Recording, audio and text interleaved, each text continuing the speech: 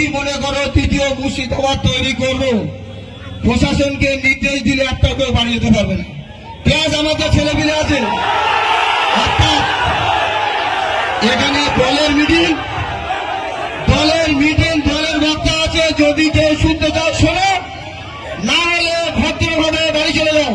তৃণমূল নেতাকে প্রতিবাদ মঞ্চে দেখে ক্ষোভ মানুষের। ওয়াকফ বিল পাশ নিয়ে সন্দেশখালী এক বিধানসভার সরবেরিয়া ত্রিমোণী বাজারে একটি প্রতিবাদ সভা ডাকা হয়।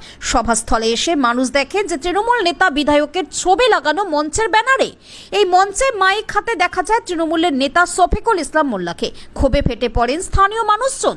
তারা মঞ্চ থেকে তৃণমূলের পতাকা এবং ব্যানার খুলে ফেলার দাবি জানান এবং তৃণমূল নেতাকে মঞ্চ থেকে নেমে যাওয়ার জন্য স্লোগান দেন। শফিকুল ইসলাম মোল্লা মেজাজ ছাড়িয়ে সাধারণ মানুষকে হুমকি দেয় বলে অভিযোগ। তিনি বলেন, দ্বিতীয় মুর্শিদাবাদ করতে 1 মিনিটও সময় লাগবে না। পুলিশকে নির্দেশ দিলে এক্ষুনি ব্যবস্থা নিয়ে নেবে। দলের ছেলেদের বলে দিলে সবাইকে এখান থেকে ভাগাবে। এমনই বিভিন্ন ভাষায় তিনি হুমকি দিতে থাকেন মঞ্চ থেকে। যদিও শেষ পর্যন্ত সমাবেশ করা যায়নি। তৃণমূল নেতাদের দেখে সাধারণ মানুষ সভাস্থল থেকে ছেড়ে বাড়ি চলে যান।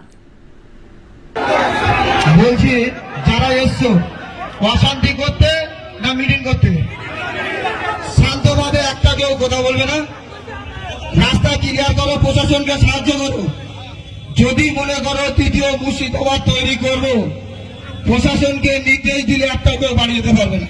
প্লাস আমাদের ছেলেপিলে আছে, এখানে দলের মিটিং, দলের বক্তা আছে। যদি কেউ শুনতে চাও শোনো, না হলে ভদ্রভাবে বাড়ি চলে যাও।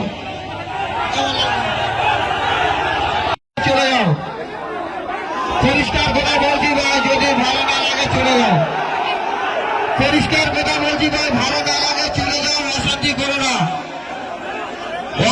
করো না, তোমাদেরকে নেমন্তন্ন করে এখানে ডাকা হয়নি।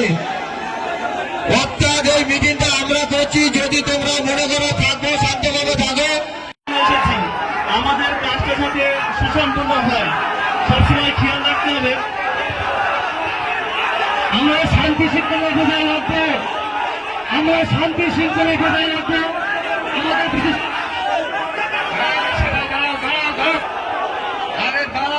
কথা বলছে না।